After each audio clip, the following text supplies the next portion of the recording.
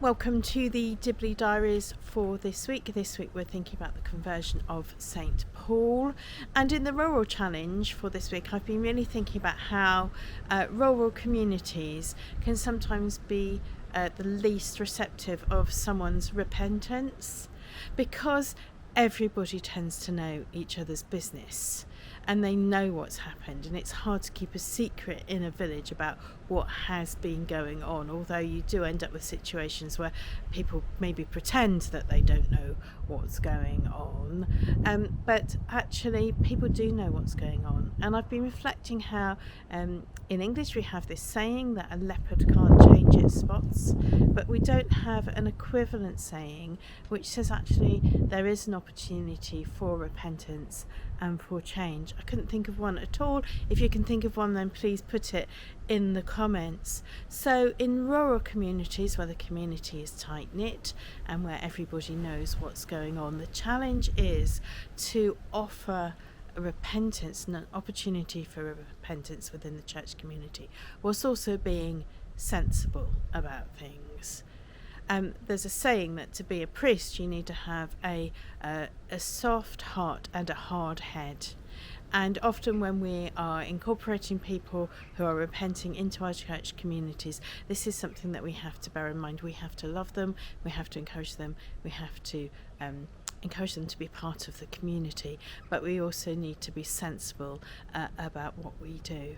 So how do we hold that challenge in a village community where everybody knows each other's business, but how do we offer an opportunity for repentance?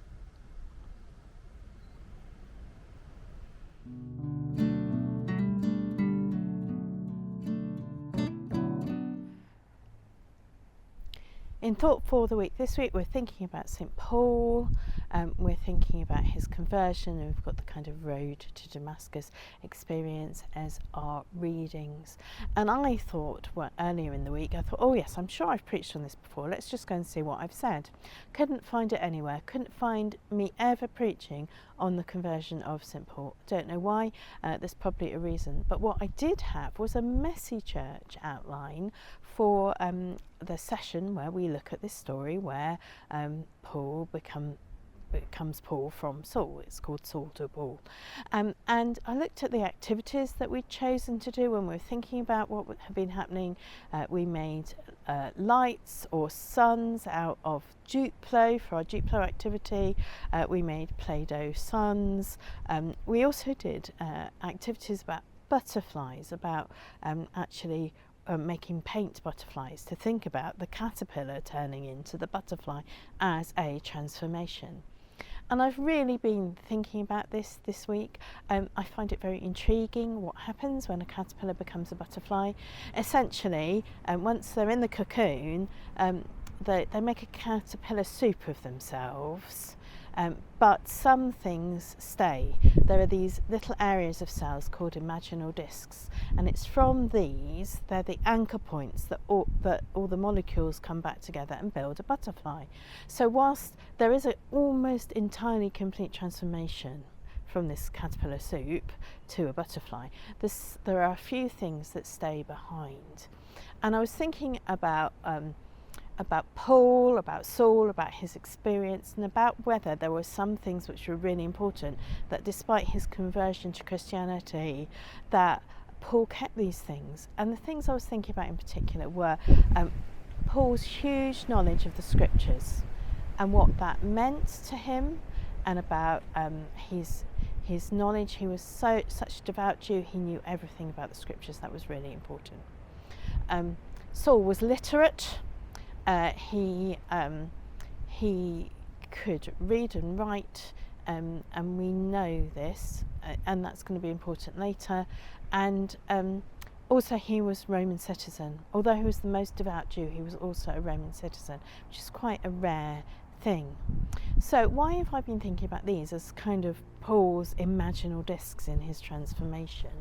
I've been thinking about it because actually those were the things that Paul needed to build his Christian butterfly on, and his Christian mission was really built on these things. So he's, after his conversion, we know that he did a lot of the working out of the theology.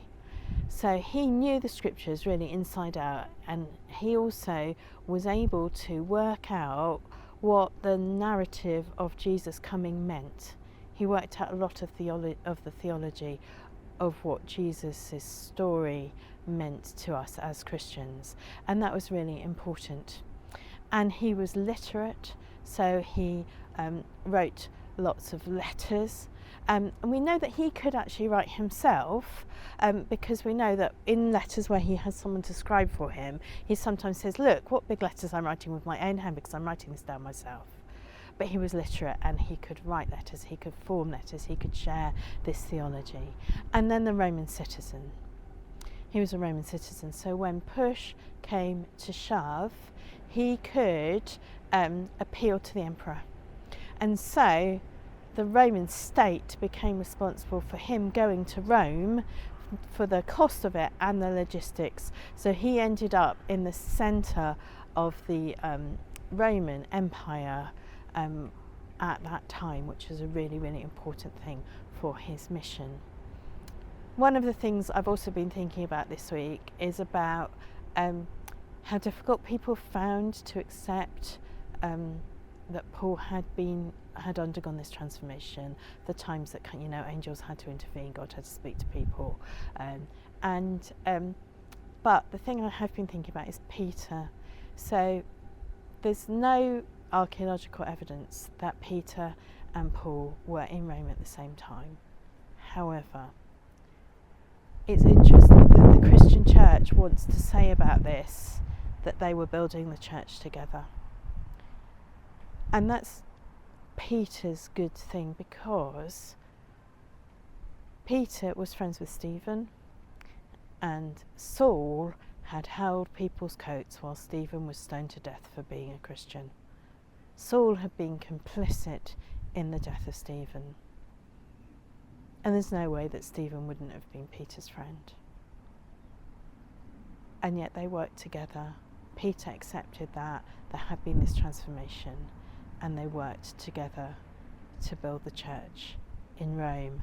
And that's the narrative that we have. That's the sort of church that we are.